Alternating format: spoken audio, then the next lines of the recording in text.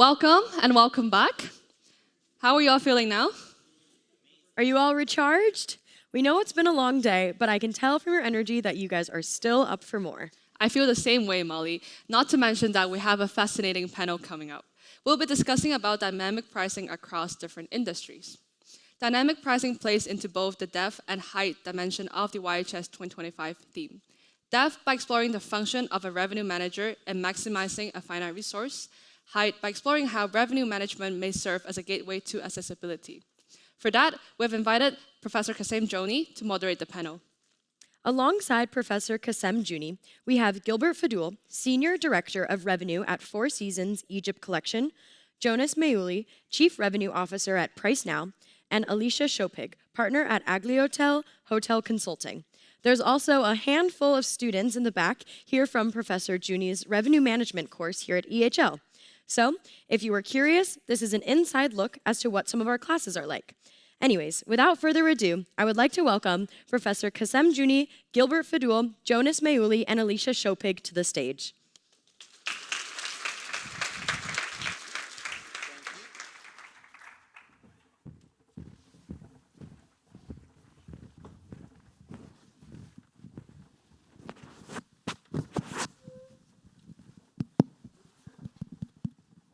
So good afternoon, everyone. Thank you for being here. Thank you for listening to a topic on dynamic pricing. I would like first to start by thanking the speakers coming from far and near. And I would also like to thank the YHS committee. This is an excellent event. Thank you so much for organizing this. In today's panel, we're going to talk about dynamic pricing. And I have four main objectives to cover in this talk. My first objective is this fair or is it exploitative? My second objective is going to be, can dynamic pricing be used as a tool to control over-tourism? Because I know that's the topic of this YHS summit. Third objective would be related to tech. Is AI taking over? And last but not least, whatever time is remaining, we'll talk about opportunities in dynamic pricing for the younger generation. Now, for those of you that are not sure of what revenue management is, dynamic pricing is when businesses use pricing based on demand, availability, and other factors. In other words, pricing goes up when there's a lot of demand, pricing goes down when demand is lower. Quick question for all of you. How many of you have ever had to change your plans because prices spiked up all of a sudden? Let's say you're going back home and went from 1,000 to 3,000. Just put your hands up really clearly. Excellent. So you've all experienced what we could do. And put your hands up if you feel like this is fair. Is this fair practice? Hands up. Okay, so 50%. Is this are we exploiting clients with dynamic pricing? Do you feel like we're exploiting clients in a business? Hands up if you feel like it's exploitive. Okay, so I would say it's 50-50. Let's see if I'm going to ask you after we discuss this topic, and we'll see if we manage to change your minds or not. Guys, usually when this happens to us, we're told it's softwares. It's softwares that are to blame, but we always note that there's someone behind this. You know, it's not just a software that comes up with an algorithm. And some of you might have always wished to see the faces of these people because, you know, that's what. So let me introduce my friends. Jonas is doing dynamic pricing for ski resorts, fairly recent thing, I would say about 4 years. He's originally an economist, so he has a background in economy. And we sit not very far away from each other in our office, in our co-working space, and not a hotel person, So I'm happy to have a different perspective with us today. Gilbert has been doing revenue management for a lot of the big chains. I mean, Marriott, Accor, for about 20 years now. Today he's with Four Seasons. And Elisha was with me at EHL when I was a student here. And today he's ever since I've known him, he's been in the hotel tech industry. And he has we always have a lot of good talks, all four of us, about dynamic pricing, softwares and hotels and all of that. Gents, with that being said, let's dive into our first topic. Why do you do this to us, consumers? Do you believe dynamic pricing is fair, or is it exploitative? I'll start with Jonas. Yes, thank you for having me. I'm very happy to be here, and I'm aware that probably don't know exactly what we're doing, so I'm going to explain it very briefly. What we do is prices for ski resorts. It's not the same as prices for hotels, but the idea is pretty similar. It depends on demand, basically. And to answer your question, why are we doing this? I'm very honest, my customer is the ski resort and not the skier, so I'm trying to help the ski resort to run a more sustainable business. And I don't know, maybe you can raise your hands if you have been skiing lately or ever. That would be nice to know. Oh, that's great to hear. Yeah, perfect. So I don't know if you guys know, and that's why we do this.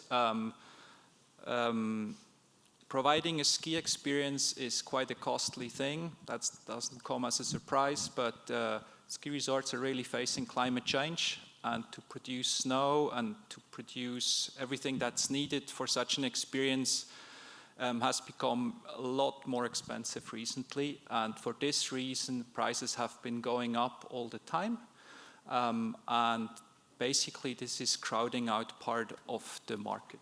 And that is the motivation behind the dynamic price in this industry, which means if you have a price that is steadily increasing every year because of the costs that are increasing, eventually some customers will not come skiing anymore. So if you instead provide like a range, a minimum and a maximum price, and within this range you try to make the price depending on demand and other factors, then you try to make sure that it stays affordable for different groups of clients who have different willingness and ability to pay. So that's the main reason why we do this. Gilbert, a recent study found that hotel revenue has increased by 25% in industries that adopt dynamic pricing effectively. Do you feel that this is fair or unfair? You're talking about for clients, I guess. Yes, for clients, for final consumers. Before I answer your question, can we take a couple of steps back before we talk about pricing and dynamic pricing and talk about revenue management? Sure. Because dynamic pricing is one of the tool of revenue management, and by far not the only tool, and by far not the most powerful tool as well. The reason why everyone talk about it is because that's what we see. That's the tip of the iceberg. And we're talking about client facing, that's what they see. So revenue management is far more than this. It's about providing personalization to client. At the beginning of the talk, when we started on day one, we talked about attribute-based pricing. That was in the first talk, and I'm not sure if someone jumped on that talk. There's Carolyn Ackerman mentioned it. Attribute-based pricing, do some research on it. It allows you to personalize your stay at additional cost, and clients want it. 57% of clients are willing to give out personal information in order to get personalization service, and not free personalization at cost. So I'm just trying to do a paradigm shift here. We're talking about the negative PR or image of doing dynamic pricing. But let's talk about the benefit of pricing, attribute-based pricing, personalization, what it enables, revenue management that is. Now, also, to focus on dynamic pricing, can we focus also when the prices go down? Yes, prices go up, but also prices go down. And the most powerful thing that revenue management and dynamic pricing can enable is something called distributing demand. Distributing demand of the shoulder period, distributing demand of the season. And if you scale it up, distributing demand on destination, easing off pressure on hot destination to shoulder period or alternative, more affordable destination. That's what revenue management can do. So I personally, if used correctly and ethically, with transparency, dynamic pricing makes sense to all stakeholders. Customers, they get personalization, they get a good deal when they need a deal, and they get a good service when they need it.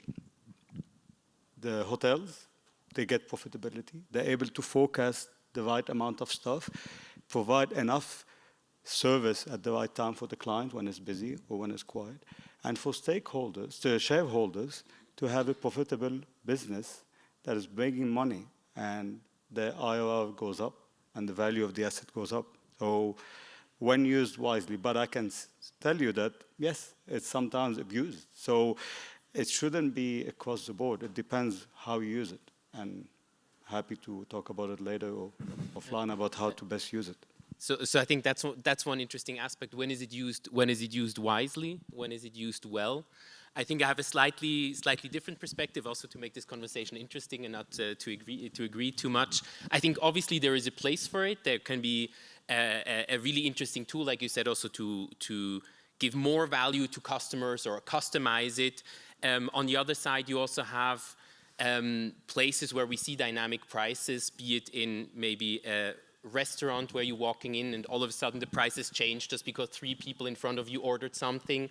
Or you have my son's birthday coming up, we're going to Europa Park, and all of a sudden I have to go on his birthday, so all of a sudden the prices are much, much higher. I would love to go another time, but I can't, so I'm fixed into that. So I think then it also really depends, where is it used, how is it used? I think in hospitality, we're really using it also as a tool because we have fixed inventory. We cannot just create 700 rooms more if we need them for a concert in our place, but is that the same with a restaurant and their food? Is that the same with an amusement park? Where is the limit of exploiting the customer, getting the last cent out of somebody? I don't know if you want to, when you say attribute-based, is an attribute of my flight that I have a suitcase that I can take with me, or is that something I'm supposed to pay extra? That's also dynamic pricing to actually have a suitcase in my flight. So I think used well, everybody can benefit and everybody can profit, but the question is, when is it actually used well and what industry uses it well? And if I may just add to that as well, the most common complaint to Disneyland is they target the weekends when everyone's free to go to Disneyland. During the week, we're all working and we can't go to Disneyland. And that's when the prices go up, when Elisha has a day off and his son is not at school to go to Disneyland. And Disneyland's pricing has been going up. I don't have a percentage, but I could give you big events has been going up 4 times year to year. So the Eurovision is 280% higher than the last Eurovision last year. I think these are huge numbers. Japan Expo, 32% increase from the last Expo. We have the UEFA Women's World Cup in Switzerland this year, 36% year to year higher. Are these fair prices, considering that willingness to pay and ability to pay is not going up at the same rate? Well, maybe I can add up or follow up on this. I mean, I think what is really interesting about your examples is what we usually hear is like the peak prices, right? This is what the media focuses on. That's what I'm always dealing with when media calls and they want to make some report, because that's what readers want to read. There is a new peak price. That is what is interesting, right? The other part of the story is never really mentioned, right? Many customers pay a different price than the peak price because you can book early, you can book at different rates. I know it's not easy for the general public to know who's paying which price, but it's only the peak price we usually talk about. These examples are focusing on the peak price as well. And I think what's crucial is there is quite a famous quote by Warren Buffett, price is what you pay, value is what you get. I'm sure you've all heard about it. So I would say whether a price is fair or not from a consumer point of view depends on the value he receives or she receives, right? It's really an individual decision. Each person has a different value from an experience, from a stay, from whatever the person consumes. And I think what dynamic pricing is it is a way to actually give the responsibility to the client and let this person take the decision how the person wants to behave, right? You can book early or you can't book early. I mean, this is something you can decide on your own. I can give you another example where you have nothing to say as a client. So for example, in ski resorts, one thing that is often criticized also by the European Union is if you offer prices that are lower for locals, because it's not considered a fair practice, but still this has been done for many years. Is this fair? You cannot decide to be a local, right? This is something that is a different practice in pricing, and this is favoring one group of clients, right? Because the provider decides to favor these guys. And I would argue if you have a pricing strategy that is putting everyone in the same position as a client, but the client can take the decision whether he or she cares about the price or she doesn't, then this is quite an equal treatment for everyone, right? But does the customer actually have that choice? I think you Sure. have an enormous imbalance in know-how.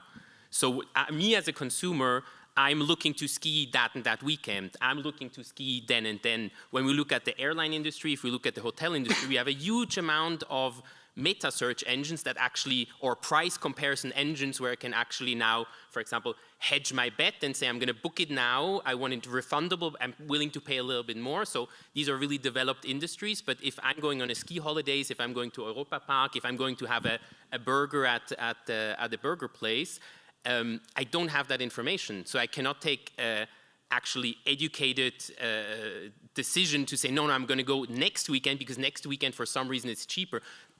We as a provider, we have that information because we can forecast it. Me as a consumer, I don't have that information. I cannot forecast today how is it going to be. I can do that in sophisticated industries where that has been going on for a long time, and also the tech behind it is there where I can actually compare it and see what the trends are. But for most consumer goods, I don't really have that today, and I don't know if we're going to get there. Maybe we will. But we're talking about skiing, right? Not essential goods, right? So just it's quite important for us to make a distinction here. I'm definitely against electricity utilities, and it's being used already, these dynamic pricing utility, and yet I don't hear big talks about how unethical that is, and that is for me unethical. We're talking about trips, luxury stays, and these are mainly not essential goods. So you have a choice to make and as you mentioned, Jonas, that book early, book a different room type. It's a trade-off. You can book a non-refundable rate, you get a discount, book off-season, and that goes towards also distributing the demand across the period. And But where does it stop? Where does it end? So you're talking about utilities. In a lot of places in the world, yes, utilities are based on demand. There was a big scandal, for example, in Texas, where all of a sudden, I think it was a snowstorm 2-3 years ago, I don't remember the details, where all of a sudden you had bills for your electricity that were 700 times higher. So where do you cut it off? What is it, just the opening luxury statement goods? that says ethical approach, sustainable approach. So yeah, absolutely. A knife can be used to cut an apple, right? It can be used something else. So it's really important to remain, sustainable, do it in the right way, and don't abuse it. And the evidence, as long as there's clients wishing to book, at the end of the day, as we say, the truth is in the pudding. If you drive the rates and people are paying, and you reduce your rate and people are adjusting their plans, as you can see, there was a lot of hand that went up and say, would you adjust your plans? I think it's that is actually the aim is achieved, the purpose is achieved. Ethically done, distributing demand while having repeat customers. Right? That's important. So and the moment you start losing that, then you know that you actually went too far. Okay, so are you not segmenting your client base based on your purchasing power? Thank you. Thank you. That's why I said initially, I would like to take a couple of step backs, and not to say we shouldn't talk about dynamic pricing, we should talk about revenue management, because that's not the core pricing. So you can actually apply revenue management, going back to your point, Elisha, you can apply revenue management without doing dynamic pricing. You can. It's so important for us to bring this point home. Pricing is, and initially we are to blame, but the hotel airline industry, we started by saying, the term started yield management. If there's a lot of history about revenue management, won't take too long on the time, but yield management was the infant of revenue management, was born in the 1990s. That's the term was coined in the 1990s. It was a reactive approach, increasing prices. That's how it started. It was the beginning of the journey. Then it evolved to something called revenue management. And the changing factor was something called forecast, proactive approach. Just put it in maybe financial term, yield management is accounting, revenue management is finance. Accounting is one element of finance. Finance is about proactively managing your costs, knowing your break-even point. You mentioned that yesterday. That's finance ahead of time. That's what revenue management is. So you can do revenue management without, if your business is ethically bound by not changing prices, it doesn't mean you cannot do revenue management. That's okay. So guys, before I move on to the next topic, who has a very strong opinion that I would love to get at least one question from you, because I would like to challenge them a little bit. Thank you. So what I was thinking here, I agree with Joe's perspective on a hotel will have other offerings, even though there is a seasonality factor in the times that everyone wants to go. The hotel is available year-long. The guest can choose to go in other times and take advantage of lower prices. A ski resort does not have a day to come. It does not have a day to go, but everyone knows that it's only going to be there for a very short time and that they need to enjoy during those times. Otherwise, they need to wait another year all over again. And naturally, in a year, that's going to be more expensive due to inflation and other reasons. Given the fact that you're now dealing with nature and that ultimately is unpredictable, does that bring another element of unfairness to it? Yeah, I think you mentioned a key difference, right? I mean, personally, I go to a hotel for different reasons, right? Might be leisure, might be business reasons, whereas what we're doing in the ski industry is like leisure. Most people don't skiing for work. So these people can come for a holiday. That's probably the case you had in mind with the question, but there's also people living, let's say in Lausanne, and they go skiing for a weekend or when they have a day off. So there's different types of customers, right? Some of them are quite flexible. Others indeed only come for an entire week for their ski trip. So I think what is really crucial for that industry is when it comes to pricing, one key aspect is not revenue, but it's actually operational risk.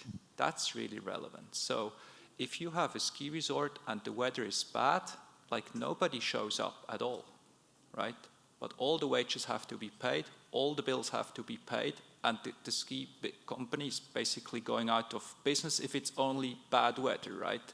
And you can obviously never force a client to make a purchase when it's bad weather. Why should he take that decision? But what you can do is you can give him an incentive to make an early purchase.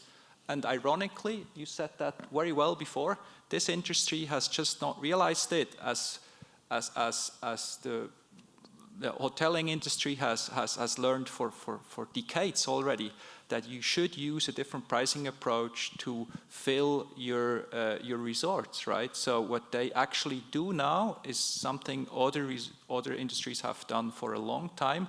They try to give people an incentive to book early discounts, right? And this way they can basically fill up the resorts, even though the weather might not be great, right? Because otherwise they're just sitting on the costs. So it really turned out that these companies are going out of business, many of them, or almost out of business. And this is a way to actually run a more sustainable and less weather-dependent business if you actually set the prices such that customers voluntarily take that weather risk. So it's an extremely important aspect in the motivation of why they do this. But that's not the consumer's perspective. No. But as I said, so like to play devil's advocate again, I just try to take a little bit the contrary position. If there's no snow, you're not actually providing me the service that I paid for. So I book my ski resort 3 months ahead, hoping that there's going to be snow. There is no snow, so I can't actually ski. What's the cancellation policy then on a ski lift if there's no snow? Okay, Well, guys, so we do have a few topics. I want to take one last comment on this back there, and then I just want to add a new element to it. Please go ahead. Thank you. You said that we are using dynamic pricing to distribute the demand, right? Which sounds great. Imagine a scenario when you want to buy an airline ticket or to book a hotel room. We as consumer, we're in the situation, if we want to save money or not to overpay, we have to analyze various platforms, various days, various weeks. You buy alone, you buy as a couple, you buy 3 rooms. There's so many ways to spend your time, hours to find the best deal or the best value.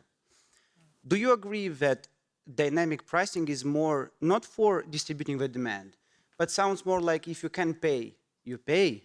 If you cannot pay, I'm sorry. Go and continue researching until you find that best rate, which will take you at least a couple of hours. Thank you. Or go skiing in summer. Yeah, like it. Yeah, please go for it. I'm trying to get to, you try and say that it's inconvenience the guest to look for a better deal. Am I getting the question right? Yeah, for example, this Saturday costs 200 francs, but you, consumer, if you are willing to go next Saturday, you'll pay 180. Do you want it? Nobody say that. On the website, I mean. Well, it doesn't, but there's a lot of features that most websites and airlines actually serve that purpose. Most hotels and airlines have what we call a heat map, that guide the client towards the off-season, guide the client. So it's not that hidden. Actually, we go out of a way to make it very transparent that our pricing is dynamic and to guide you through where the deals are. If you go Skyscanner pre-shop already most destinations on the month and has the option to, I'm flexible, take me with the cheapest destination. I'm actually flexible in destination. There's so many features that promote finding good deals. Yes, maybe 20 years ago, 30 years ago, that wasn't the case. But again, it's still considered a relatively new discipline, and we've come a long way. I hear you, but things have improved a lot. There's so many tools that help you. Google Travel is really optimal when it comes to this. We have all the enabled AI searches that would actually summarize all the options for you. There's so many tools out there to simplify it. And while it looks like companies are there to catch you out on making more money out of you, it usually is not. So, yeah. I'll take a quick comment from Elisha before I move on to the next slide. I'll keep it very quick. And I think there again, you see the opportunity in tech to sprinkle a little bit more tech in. You see a lot of vendors, like for example, Hopper, where actually now you have fintech companies coming into the business saying, I can make your price even more dynamic without you as a provider knowing or without you as a provider needing to do anything. For example, this is the price right now, you're a little bit scared, you can buy a guarantee, pay 10% more on the price and keep the same price for the next, couple of weeks. So I think that's another level where there is a demand exactly for that problem that tech is solving, but obviously again at a cost or at a different value for the consumer. Oh, we managed to convince you. Great, thank you. So can I have put your hands up if you changed your mind in the last half an hour? Perfect. All right. So guys, I just want to add the over-tourism factor in. I mean, I know this is the topic of this summit. Kalia yesterday explained that over-tourism is going above carrying capacity of a destination. She mentioned not just to blame it on travelers, but blame it on policy, infrastructure, and mismanagement. Guys, gents, can revenue management be a solution for over-tourism? We all know the example of Venice that started last year, 5 years to get in. Amsterdam last year raised your museum prices by 50%, and they had a 12% reduction in peak time visits. Is revenue management the solution to over-tourism? If I can start off, is that okay? First, I can say that revenue management is a magic wand, one of them, not the ultimate magic wand. But when we started talking about over-tourism, there's a word that's stuck in my head that my general manager used to tell me. It takes a village to raise a child, if you heard that term. What I'm trying to say that one child needs a whole village to raise. How does it relate to what I'm trying to achieve? Revenue management alone will not do that. It's going to take a whole generation of us, and not only revenue management. We all should be singing the same song. Revenue management, sales, marketing, destination management should be all leveling up and stepping up to assist with over-tourism. We talked about DMAs, destination management companies, yesterday. We're talking about airline doing that, and they're already doing this. We talk about hotel doing dynamic pricing. We're talking about, services such as ski. I can feel the heat of like more dynamic pricing, but then just hear me out. We need to actually do it at a scale as the whole generation of hoteliers, Rachel and all other schools, to really change their mindset. We all can do an impact on it. It's just revenue management on its own will not be the answer, but we all should be moving in the same direction. So. Could I have another opinion from the panelists? I think I have to clarify a little bit. I'm not against dynamic pricing. No. I think there is a place for it, and I think over-tourism is a great place for it, because actually the value that you're creating for somebody to be in an absolutely crowded ski lift, in an absolutely crowded Venice where you can barely take a picture of yourself in a place might be worth much, much less, but you're paying much more for it. So I think over-tourism is a huge topic. And again, there coming back to what you said before, that I don't think you have to only play with the price. I think there's also a lot of other aspects where you can make a destination. And again, there I think it goes away from the individual property. I think that's much more political, maybe on a distribution OTA level, maybe on the level of a destination where you can actually make other less crowded places more interesting and more interesting for anybody. I don't know if you need the price in there, but I guess it's one tool, like you said. Okay. So basically, one of the options that you think would control this is reserving in advance. But for the moment, most popular destinations are hiking up prices, or at least starting by putting an entry fee. Venice started with 5 euros, and this year they've tested going up to 10, 12 to see if there would be a shift in demand. So for the moment, the focus is on pricing, on the high demand periods.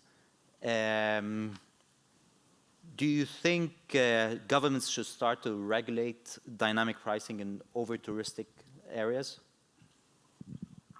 Well, with regulation, it's pretty hard to get it right. So who knows how to do it exactly? That's a pretty challenging decision to take, in my view. And I think, and I completely understand that there is reservation towards an algorithm-based approach, but if you basically let the price clear the market, and I know this is a very, this is probably a weird way to look at it for money, but as an economist, if you have the right price, like the market is basically cleared. So if you want, if there is like over tourism and you put the price tag there, like for these peak days or peak season where you have too many people, the price will go up, and you don't have that problem anymore. And obviously this can be considered completely unfair because not everybody can afford it. I completely get it, but not everybody can afford to study here. Not everybody can afford a car. I mean, like if we start this, the world is an unfair place, and the pricing doesn't make it a more unfair place, in my view, right? So that's just like this fairness point of view is difficult. But I know we've moved on from this subject. I think to put a price into the equation makes a lot of sense, because if there is a limited supply and a lot of demand, how are you going to fix it otherwise? Like, I'm asking the question, what is the alternative? You can just have a lottery, and those people who are happy can go for it. I'm fine with that. Or you can have, I don't know, capacity limits, and you book it online. I think there's many smart ways, and technology can help us a lot. But we shouldn't forget that if you have a place like Venice or other places where you actually have people that make a living from customers coming there, right?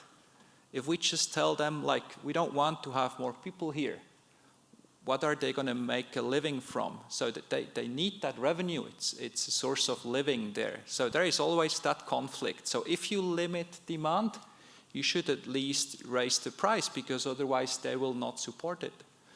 So I think it's too easy to just think about the customer in all that. There's always two sides.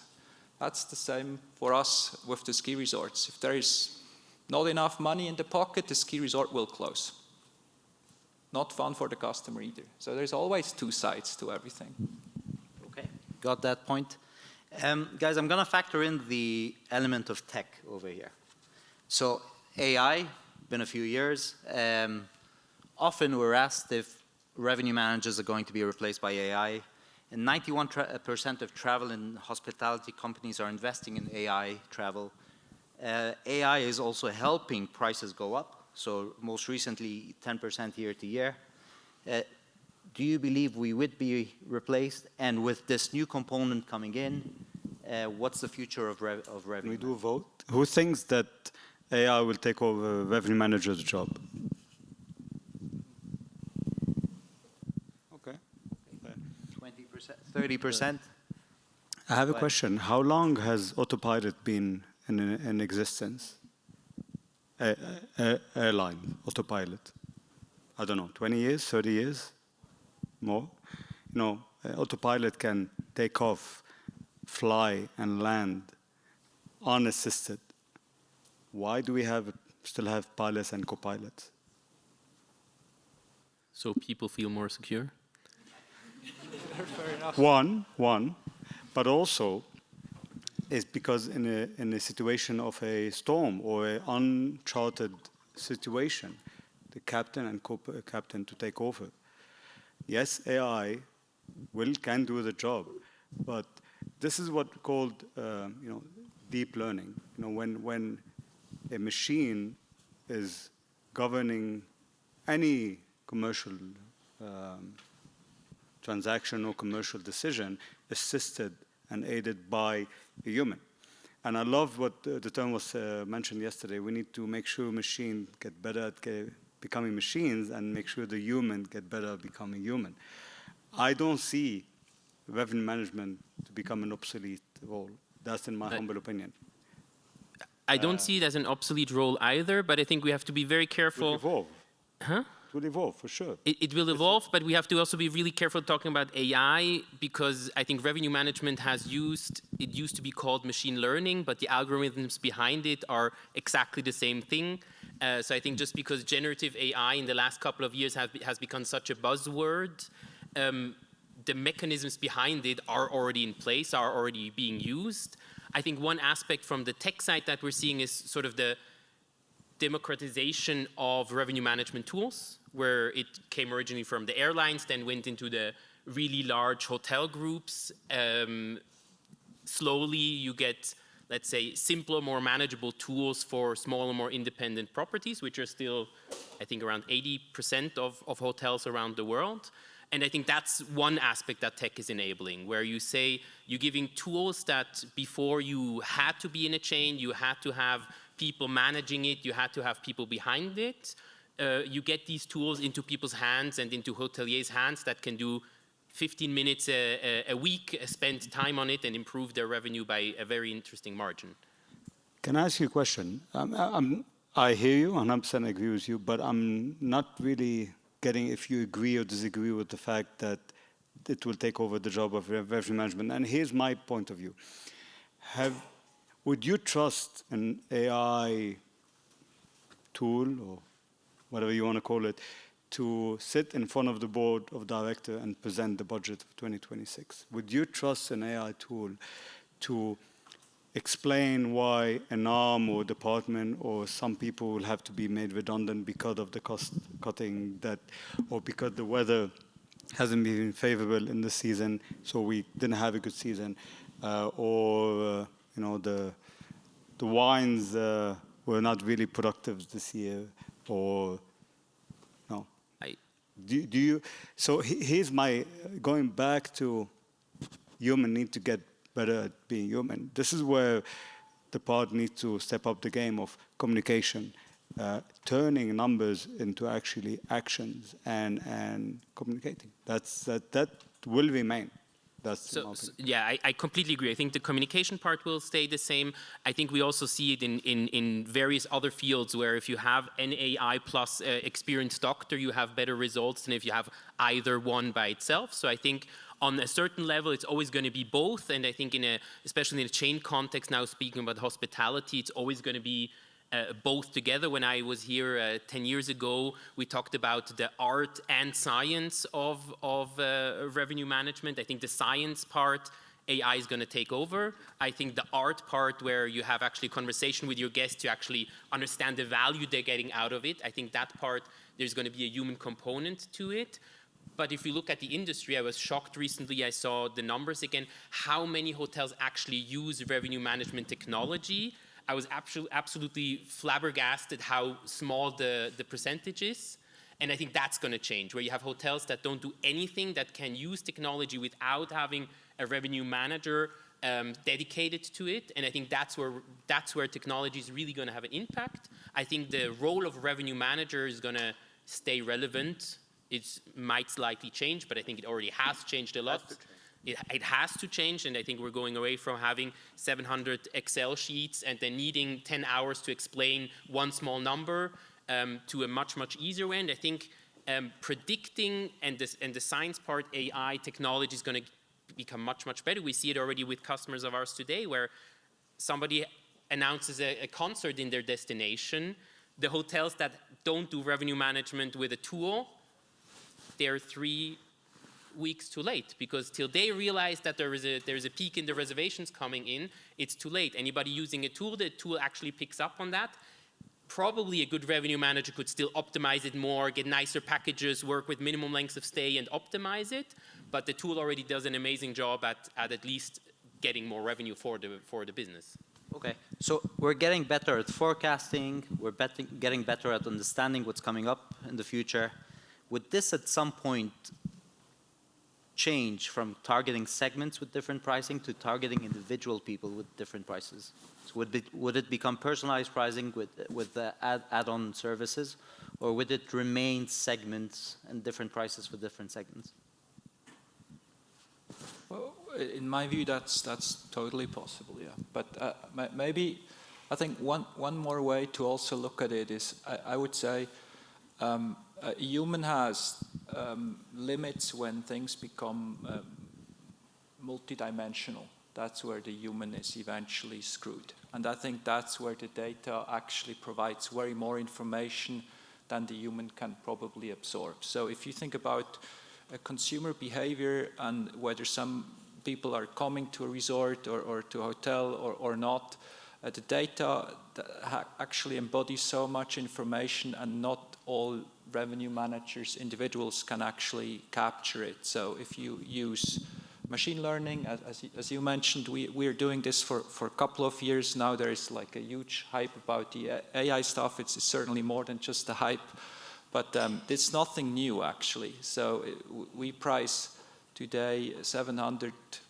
million revenue, and it's completely automatic. Like, it's really this co-pilot, autopilot idea that the algorithm captures the demand and explains basically very better than the human already how many people are going to show up. And I think you can also use that to optimize your business in other ways, you know, to provide a better customer experience, because you know many people are showing up. You need to have more personnel planned in. Like, technology will help those who use it to provide a better experience and to make more money and to run a better business. It will always need the two, but it goes very beyond just the revenue side. There's also a cost side that you can optimize if you leverage data.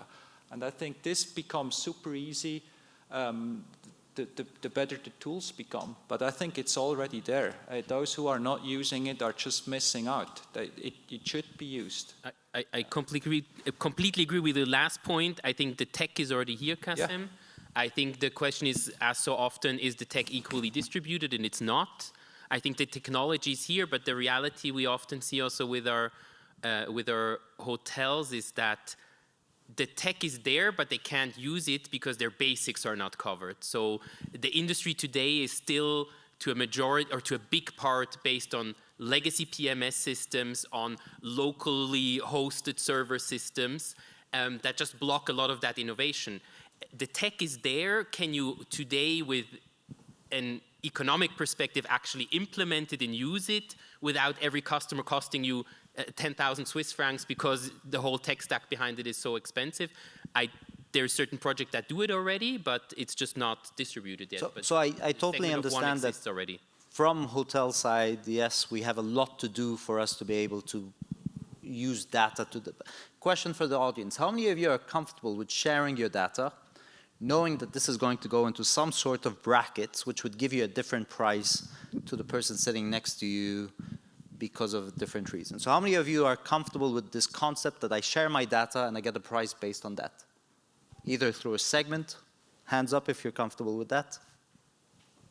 Hands up if you're not comfortable with that. How many people sign up to member clubs if they get 10% off their first purchase? Thank you. There we go.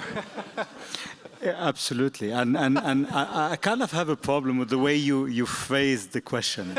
Yeah, thank you. But so I do know that we're getting better at collecting the data.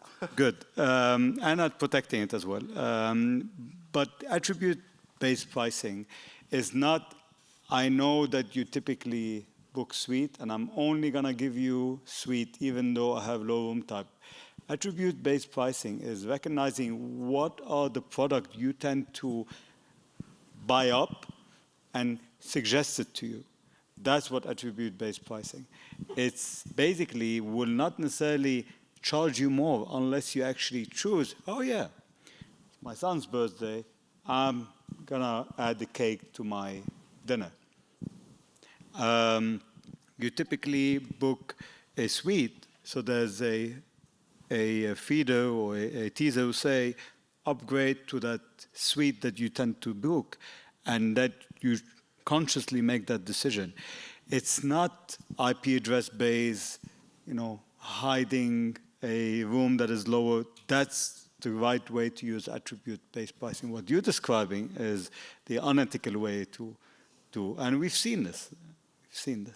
So sorry. So guys, I do know there's a lot of questions in the audience. Tech, over tourism, please go ahead. I think like demand and supply and price surrounding that has stood the test of time. People find it unfair, but that's the way life is. I think the problem arises when you talk about attribute pricing, and actually it's AI pricing engines that you're not telling them someone's gender or their race, but they're finding it out based on their address or their billing details, and AI is finding that out itself. I'd be interested to know what you think about that and how actually very, very few of these AI pricing engines actually score. They all score very, very low on demographic parity metrics. I'd be interested to know what you guys all think on kind of the ethics surrounding that. I'll take that because I mentioned attribute-based pricing. As I said, 57% of the clients are willing to give out that information. So it's really down to that entity, how it managed this information. And as long as you get the consent to collect your data and you enable your cookies option on your computer, that's the choice of the traveler to make. And I don't really think this... Are they willing or are they unaware? Now, every single website you visit, you have to give your consent. Yes, but a lot of people accept cookies. Yes, one. And two, this is not... But they accept because it just looks nice with a little heart next to it and they just press accept. But isn't that like a tech limitation? I think the point that you made about algorithms and having certain biases in algorithms is, I think, a super interesting topic and really important. I think the impact on dynamic pricing, attribute-based pricing, hospitality, for me, is negligible. I think there's a lot of other domains where that is a really, really, really big issue. And I think, or at least my hope, if I'm being optimistic about it, is that we'll actually have the tools that allow you to control your data in that context, looking at blockchain chain technology, looking at other aspects where you as a consumer actually get control back. And I'm not talking about, here are 700 pages of legal documents, please sign if you want to have this coupon. But I'm talking about actual control over your online data, which you don't have today. So I really hope that's coming.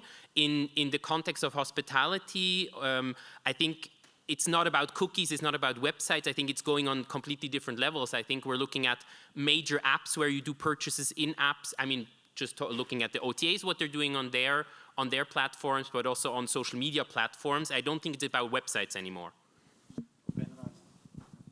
Yeah, maybe I take the side of the consumer for once, because you probably think that I don't care about them at all. That's not the case. Like, the thing is, we think this is getting very dangerous if you start to do this, and we wouldn't advise our clients, and these are not the final customers, to go down this road. We think there is many other things you can do when you leverage data to actually optimize your company's balance sheet or optimize your annual revenue, and you don't have to do this. And I think you shouldn't do it. You should be very careful on what you do, because in the way I understand the world is the consumer and the provider, it's usually a repeated game, right? And the consumer doesn't have to come back. Like, if he feels not well treated, why should he come back? There's usually quite a lot of choice a consumer has. And you as a producer or you as a provider should be very careful to not overstep like the trust the consumer puts in you. And I think you do this once you go down this road. So I would really advise our customers not to go there. And we don't want to do it for ethical reasons, even though it might be possible to go exactly where you are to actually try to press the lemon out. I think it's completely reasonable to have a dynamic price. I defend this, and I think for good reason. But if it becomes, if it goes too far, it can become unethical. And I would strongly advise to be careful. Yeah. Okay, so there's a lot of questions. I'll take some more, but just to add to that, the question of ethics has now become a personal choice. You decide to act ethically in revenue management. I don't see a controlling body in any country that actually says this is what you should be doing in terms of dynamic pricing. Akil, could I just take your question? Yeah, I wanted to ask a little bit on the over-tourism side, specifically the flip side of things. Do you think there's a role for dynamic pricing in markets where there's underdeveloped tourism and sort of making it more accessible to people and promoting the location? Well, I would say most people go somewhere not because of the price. in my view, the price is the pain you have to endure to actually experience something. So the price is sort of the negative aspect. That's why it gets so emotional all the time. So if there is an underdeveloped area, I think the better approach to go about it is to actually think, why would people go there? What is so unique about this? And it's probably not the price that is unique, because there is a price everywhere, and there is a low or a high price probably everywhere if you search long enough. So I think that the price, popular destinations will have higher prices, which is a chance for other destinations because they have lower prices, and that's the way the price helps the market to actually solve the problem, right? Because a destination which has less demand has a lower price automatically. You don't need a regulation for this, but then you need good marketing, good providers to provide an amazing experience. That's why you go there. But you also, I think you need the transparency part of it. I heard the CEO of trips.com recently at the ITB speak about exactly this topic that they're looking at and where they're working with tourism boards. And I do believe that there is a very interesting aspect of actually pushing demand to certain destinations and getting them there. The price is regulating it, but I think what's still today one of the big challenges is how transparent is it? So if I'm looking today skiing in Zermatt and I look at Zermatt, do I know that like maybe the next valley or 2 valleys over there's something more interesting? Or if I'm going to Venice, do I know that maybe 3 villages over have a beautiful old town that I just never heard about it? So I think in the communication, in the transparency part, there's still a big way to go. And I think there, dynamic pricing can absolutely help push the demand from the peaks, from the most popular destinations to less visited destinations. Okay, great point noted. Could I take another question from the audience? 1 or 2 last questions? I'll come back to you afterwards. I kind of have 2 questions. First for Gilbert. Thanks for the panel, by the way. It's really interesting.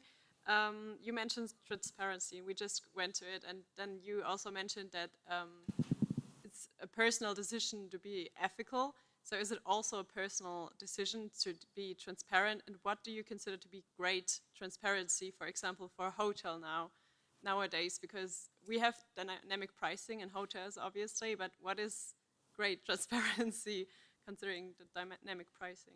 Sorry, can I ask you to repeat the question slightly louder? I missed half of the words. Okay. I'm sorry, I have a weak hearing. It's okay. I was just wondering, what do you consider to be great transparency when it comes to dynamic pricing in hotels? Is it a choice, or do we have to be transparent in hotels? It's you know, we need to have the client on board with dynamic pricing. You know, we don't want to force the hand of anyone to pay. And what I mean by transparency is not only also about the dynamic pricing element, also about the inclusion, the condition. You would hate it to go on a checkout and then be surprised actually the price that you got advertised as a tiny footprint that says that exclude, you know, 25% of VAT and 10% service charge and $20 of tourist fees or resort fee. So that's really important. That transparency is really to make sure that it's a sustainable business, because we've seen it before where there's hidden fees and hidden prices. It's not necessarily about the dynamic element, but also about what does it include, the cancellation policy, because we need to get the client on board with this. So in hotels, we're quite well advanced with that. I mean, we have to, otherwise we lose the client and word of mouth goes out and we're out. But I would like to take one last question from the gentleman back there. Yeah, I'm just wondering if it's really unethical to charge clients more to go to hotels, 5-star hotels, to travel when we know that the world is too carbonated. Maybe it's just a sustainable option, just like Mr. Fadul said. All these are not necessary items. People don't need to travel. People need to eat. People need health care. So surprisingly, dynamic pricing is going into supermarkets. 4th largest chain in Norway is doing dynamic pricing. Transportation in Amsterdam, dynamic price. What kind of industries shouldn't be doing dynamic pricing? I think Coca-Cola once charged more for their Coke when it was hotter. I'm not sure if it's actually true, but they stopped very quickly. And I think you want to be careful what you do, because certain things are not perceived a very fair practice. And yeah, I think like basic things, basic needs, like it gets a bit difficult. Yeah, the other parts, I mean, you said it well. Like we are talking about certain things. These are not necessities, right? Like you do this as a leisure activity. We are like, if people go to a 5-star resort, I mean, I'm quite sorry if they complain about a too high price. Well, then go to another place. I mean, come on. This is really like, think about what we're doing. It's really hypocrite, right? This is just weird to complain about such a thing, and they don't. That's the funny thing. The media does, but the customers actually don't. It's just an outcry. It's also an outcry if you look at like people are scared to fly, but look at the numbers. Like they're flying like crazy. Like there is like what is in the media, and there is what people are actually doing, and I think this is it's a weird discussion. And I thank you for the question. I think it's actually yeah, you hit the head on the nail. I mean, at the end of the day, whether this is ethical or not, it really depends on what you do. But when we talk about a hotel, it's usually quite ethical to actually do revenue management. I think you're on both time, Kasim. Okay, guys, so we're out of time. I do realize there are a few hands. We're going to stay around for a bit to discuss this with you. Thank you for being here. Hands up if we've changed your mind on ethics in revenue management. If you've changed your mind. Basil, so. Just one. Just to make sure we're clear here, please, revenue management, all 5-star resorts, do as much as you can and revenue the heck out of your numbers. Thank you. Thank you very much.